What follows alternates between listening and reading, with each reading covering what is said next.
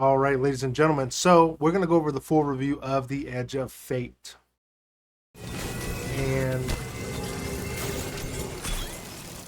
all right, ladies and gentlemen. So we're going to be going over The Edge of Fate full review of it all. Story's good. No one can complain about that. We had a little bit of a hiccup there with Ikora Ray and her voice caster being recast, but hey, it's all good now. She's been rehired. I suppose they're going to redo her lines later. Now let's get into the end game, right? So you beat Legendary Campaign, you're getting into the end game, that's what everyone calls it, and you find out that you got nothing to do. You got like a lack of things to do. Well, if I'm correct, you can fight me in the comment section about it, that you're not supposed to power level anymore. I know a lot of people want to. It's a mindset thing. It's a Destiny 2 mindset of how things used to be with the whole how we level. We want to get to max level, we want to get tier 5 loot. It's a trigger in the brain that our exotics didn't get the tier system, but the other things got the tier system, but also that the tier system's tied to your power level and what's it called? The journey, the seasonal, your character progression level. That's a good thing, to be honest with you. Now, call me an elitist if you want to, but if you look at it from the broader scope of things, a lot of people used to get carried. A lot of people can still get carried, but you have to work a little bit harder in order to get to that point, to get to that type of content, to get to that end game. Now, if you felt it, then there's been a bit of a reset, soft reset, a crumbling of your gear, a takeover per se, right? We don't like chasing old things, but yet we want a new tiered Luna's Howl. Why? Because Luna's Howl is good. We don't want it to be replaced with anything. We want to use what we had, but this change sucks, right? So we don't want change, but yet we want new things, but we want the old things to be good too. You can't have it both ways, because that's how they got rid of crafting. That's why they got rid of crafting. That's why they sunset it. That's why I don't think that there's no deep sight harmonizers yet. At the time I'm recording this video, yet there's no deep sight harmonizers yet. But at the same time, you have to validate someone's time. That's what it comes down to. The validation of time spent. So the power grind. The power grind is good. All right, let's go over some good and bad things. The power grind is good because we wanted to grind. To be honest with you, a lot of us wanted to grind. I wanted to grind back. I liked coming in and having something giving me a reason to play. That was my whole get down. That's how it was for a long, long time. Destiny 1 was like that. Destiny 2 has kind of been like that. And then they started giving things out for free. Spoiled people. So what happens when you spoil people? They want more. They want to get to the end. They want to finish it. YouTubers want to get to the end of it so that they can cover the next big thing. I'm pretty sure some people's Wu Chang Fallen Feathers reviews are on a little bit of a hiatus because they wanted to get to power level 500 for some reason. But I have to ask you, if you get to power level 500, what are you doing with all that power? What are you doing? You don't need it for the raid. You need it for tier 5 loot, I suppose. That's what you want. You want tier 5 loot. But that's the same issue that we've had before, is that what are you doing with all that power? We got nothing to do with all that power. This season, so far, correct me if I'm wrong, is a filler before the big thing, before Renegades. So, Edge of Fate, Year of Prophecy, whatever you want to call these inserts that we got going on here, and it's all a placeholder and a place filler just to keep us occupied to get us up to Renegades. Now, are you going to be at a detriment that you didn't get up to 400, 500 before Renegades come out? I don't think so. I want to say that this is you meaning to learn how to do it, and I don't think grinding away at a pinnacle activity is the way that they want to go about it. That's why they scattered all those bonus drops everywhere. Now, if you don't want to do that, if you want to go in and be like, I need the power level up to 500 for what reason? As you can see, they're slowly rolling stuff out. It's a test. I know we've always been testing. We're always testers for video games. They should just release a full game. That's what everyone says. They should just release a full game like it was back in the day. Back in the day, they released the game out, and anyone remember Lara Croft? You step to the left, you step to the right, you step to the back, you step to the front, you do 2 backflips, bam, you got infinite ammo. Can't patch that out. Everyone's like, well, that was fun. Was it fun, or did it become the standard of how things should be played now? Because I didn't want to scavenge for ammo. I didn't want to do any of that. I'm the guy. If you give me a chance to purchase the infinite ammo key in Resident Evil 2, I'll probably do it because I want to have fun with the game and I kind of want to get it over with. Been there, done that. Did the struggle back when I was a kid. Now I'm grown. I just want to get to the end. That's kind of where the mindset's at. So Bungie's trying to bring new people in. Old people are leaving. Everyone's like, the power grind is too much. Stop grinding. Stop grinding. It ain't. You're not doing it. If you can honestly tell me what you're doing with all that power. If you get to 500, what are you doing with it?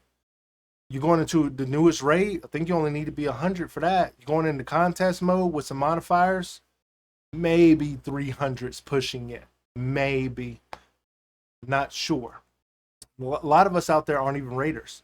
A big part of the raid community, I want to say, is like maybe 6%. 6% of people raid. And then everyone else is like, okay, well, I got a full-time job. I got to do this. I got to do that. I got a full-time job.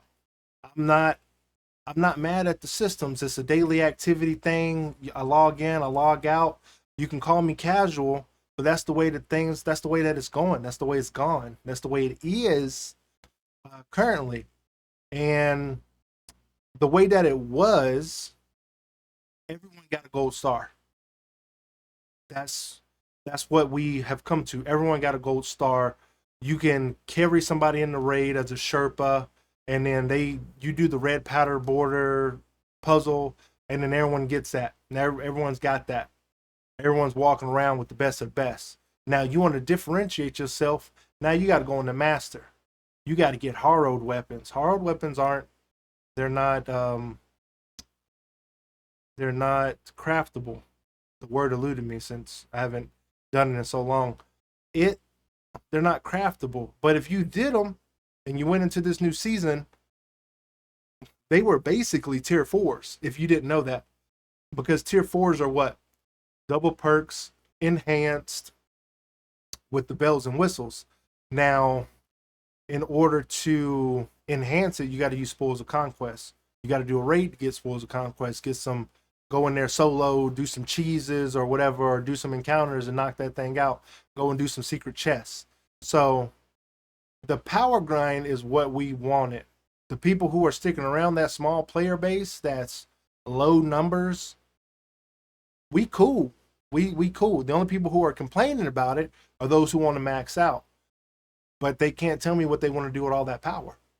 You get to 500, yeah, you done. Are you carrying more people? You're gonna put out a YouTube video to show us the way to get up to from 10 power to 450? It's just clickbait at that point because most people aren't even gonna do all that. You want to run solo ops? I don't know, man. I've had more fun doing way other things besides just doing the. I'm not one to just grind a single activity to get my power up. That's the only time that's a thing is what like the forges or I don't know, escalation protocol, maybe. Those kind of mundane activities. It's kind of like the thing to do. Season of the Gambit, you had to always play Gambit. Stuff like that, you know? So it ain't no reason why you should be struggling or fighting to get these loot tiers. Tier 5 weapons, they just have bonuses. Cool. If you go against, I've said it before in another video probably, if you go up against somebody with a good rose, if you go up against somebody that can use Hawk Moon, Luna's Howl, No Time to Explain, Outbreak Perfected, if you go up against a good player, it don't matter what they got in their hands, they gonna body you. You could have the golden gun from 007. You could have the golden gun. One shot. That's all you need. They got to land 4 on you. Still lose. We've gone up against those types of people. It's not the end all be all. Now, I do want the shiny stuff too. I do. That's cool. But I'm not gonna beat my head up against the wall about it. There's no need. Tier 5 loot. Tier 5 loot on the side. Well, it's ruining my build. It's ruining my build. I can't build around it if I don't have the tier 5 stuff.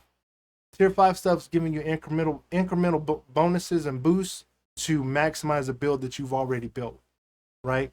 So there's only a set amount of things in the game, and you're not you're not going in with the tier 2 getting a tier 4 350. You had a tier 2 220, and now you're infusing that tier 3 into that tier 2.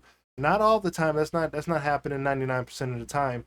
You're going to replace that tier 2 with a tier 3 because it gives you damage resist 15% if you have all the bells and whistles lined up. Now 15%, I think someone out there's done damage testing. 15% is just an extra tick before you get into critical condition. Not that much. Not that much. You know what is better protection? Frost armor, void overshields, attacking the enemy with a bunch of bolt charge stacks, lighting them up on fire with scorch stacks and igniting them, killing the enemy before they can get to you, suspending an enemy, weakening that enemy with sever or tear. I think tear does sever. Stuff like that. That's gameplay mechanics. But you want an extra 15% damage resist for what? What are you gaining with that? If you go into a Grandmaster Nightfall with negative modifiers, power level delta at a negative 50, your 450 power level delta negative 50. Now you're at 400 anyway. Now you're at combatant power. Now you fighting them on even terms. Still get bodied because someone didn't bring in overload or unstoppable champions. There's an anti-barrier champion out there regaining his health every time someone snipes him down. Stuff like that is, I want the shiny stuff too, but it ain't game changing. It's not crazy for what's going on. There's a lot of stuff that's gonna get power crept, but you can still use a lot of stuff now, and that ain't too bad. Now, if we talk about tiers 1, 2, 3, 4, 5, in a nutshell, it's just sprinkles on top of the cupcake, and a lot of people ain't looking for it like that. Again, you have a lot of good options there, and I just want people to see that. Now, last thing is the lack of content. The lack of content in Destiny 2, and that's because a lot of things are getting changed. I know y'all don't want to hear that. That ain't something I don't want to hear. That they took away a bunch of stuff. They sunset a bunch of things. They put things in the vault. Blah blah blah blah blah. I mean, if you've ran, let's say K1 logistics, that's a random portal activity. I know the portal, random portal activity. Changed it up. They start me off at the beginning, a little area where I spawn in at the moon. They give me some enemies to fight. They give me some things to defend, some things to destroy. They put me into the lost sector. And it's a little bit different, man. It's got a little bit of extension to it to make it a kind of different activity. Same old, but different again. You know, you have Sony employees now. We don't got Vicarious Visions. We don't got what was it, Two Moon Studios or Moon something? I don't know. It was another studio that helped out Bungie. Once those people left, we lost a lot of good content. Obviously, the problem wasn't in the subcategories of who was helping Bungie out. The problem was the core. It was the whole core of them. And when you got a bad core, you gotta gut that thing out. You gotta start from scratch. You gotta get a whole new batch in order to make something good. And that's what they kind of did. They got to start over. You got to innovate. You got to change. You got to do things differently. Now, just imagine this: if you had your own little setup, right? If you had your own little setup selling like lemonade or something, and the people that you had hired used the cheapest cups, they used Crystal Light instead of Kool-Aid powder or fresh squeezed lemon juice or whatever, and then you bring in someone new and they got a lemon tree. They just need time to squeeze. You gotta give them time to squeeze it, man. You gotta let them pour that out. You gotta let them put that together. Without letting people put that together, we're hoping for good now, when Destiny players have always been hoping for good later. Oh, it's gonna get better. Oh, it's gonna get better. How many times you done heard that? Oh, it's got updates coming, right? I'm I'm tired of waiting on the updates to come, and I want the update to already happen. I want to play in the sandbox that can deliver good updates. I want to play in a Warframe environment. Every new pillar of expansion and build upon, I know, just go play Warframe, right? I want to build upon the legacy that I've already invested in, and I don't want to go back and do like it all over again. If I wanted to start a whole new looter shooter, I'd wait for Borderlands 4. A lot of people ain't doing that. A lot of people don't want to play Borderlands 4. Borderlands 3 burned everybody on that cringy YouTuber stuff that they did. And a lot of people are too intimidated by Warframe. They're not getting into that. They're kind of stuck. What are you gonna do? Go to Diablo 4? Come on. You're gonna go to Path of Exile? I bet it's too hard. For a lot of people, it's too hard. You gonna go play Elden Ring? If you would have, you would have done it already. And if you have, you done beat it already. That's why you're back here. Now, I think the bones are good. The bones are getting good to build upon. We got innovative new systems. We got new things coming down the pipeline. You probably done heard that from every corpo or big head, big wig. It's coming down the pipeline. You know what I mean? We can start treating things as they are now as they come down the pipeline, right? So treat everything as though it's happening now, but it ain't happened yet. You gotta put Destiny 2 down. You gotta take a little bit of a breaky break. You can't just run Starcross. You can't just run Encore. You can't just run Kale's Fall. You gotta do something else. And if you're done doing all that,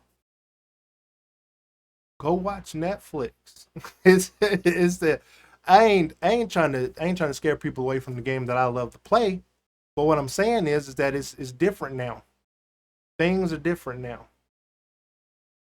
There's content for casuals, and this is the best conversation that we've done had about sweaty content in a long time. And the only reason that conversation is happening is because we wanted the sweaty content, but we didn't know how much sweat we was going to get. That's the thing. You didn't know how much you were going to get of it. So now that you got it, it's too much. Okay, you don't go into the gym and bench press 400 pounds. Start with dumbbells. That's what we're doing. We're starting off small, working our way up to something big. That's the way it goes sometimes. Again, lack of content, the shiny stuff ain't that too important, man. It's a game to, I know it's a crazy concept to say, but the game is kind of meant to be played for fun now. Ooh, I know, right? Play for fun. What is that? What is that? Play the game for fun, and we kind of getting there. You shouldn't have tried to grind Kepler at mythic level when you was level 110. You shouldn't try to do grandmaster content when you 220 power. It pays for that person to do the activities. It's a learning thing to get their rank up, to understand the mod system. How long did you guys wait for Astrocross to come out with a video saying to do the training mission to lock in your mods? How many people watched that? Maybe 50,000? Maybe 75,000 people?